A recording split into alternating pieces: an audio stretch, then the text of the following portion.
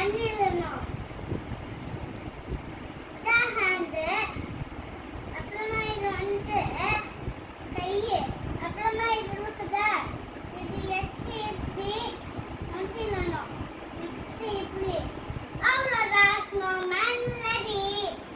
இந்த வீடியோ பிடிச்சிருந்தது, லைக் பண்ணுங்க.